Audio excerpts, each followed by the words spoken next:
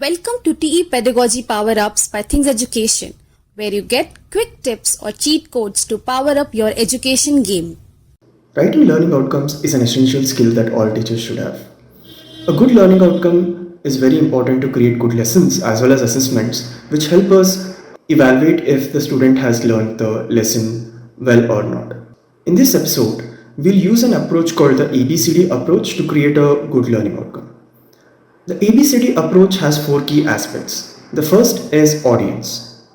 Now, while creating a good learning outcome, we should always keep in mind who the learning outcome is for.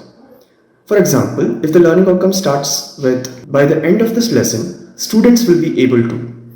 In this example, students are the audience. It is very important to keep the audience in mind while designing the learning outcome, as it helps to put the focus around what learners need to achieve and not just what the instructor needs to teach. The second part is behavior.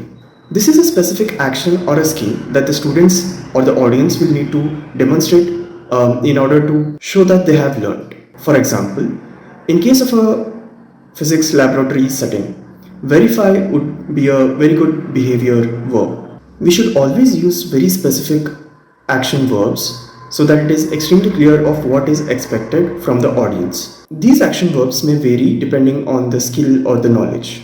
The third part is condition.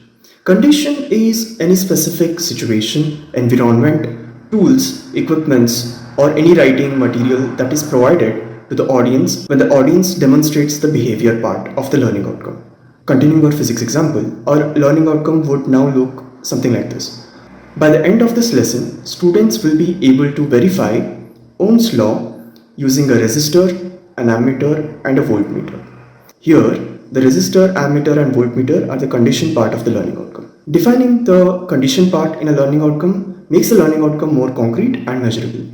The final part is the degree. This is a standard or level of performance that is expected from the audience, in our case students. Going back to a learning outcome, we could add this degree part as follows. By the end of the lesson, students will be able to verify Ohm's law using a resistor, ammeter, and voltmeter with 90% accuracy. The 90% accuracy part here is the degree. Setting a clear degree helps us assess whether the audience have truly achieved the learning outcome or not. Let us review the learning outcome that we have built through the ABCD approach. The final learning outcome we have arrived is, by the end of the lesson, students will be able to verify Ohm's law using a resistor, ammeter, and voltmeter with 90% accuracy. This learning outcome is very clear, precise, and centered around the audience or the students in our case. Thus, we can use the ABCD approach to frame our learning outcomes in a better way. Thanks for tuning into TE Pedagogy Power Ups. Don't forget to show your support by liking our videos and hitting that subscribe button.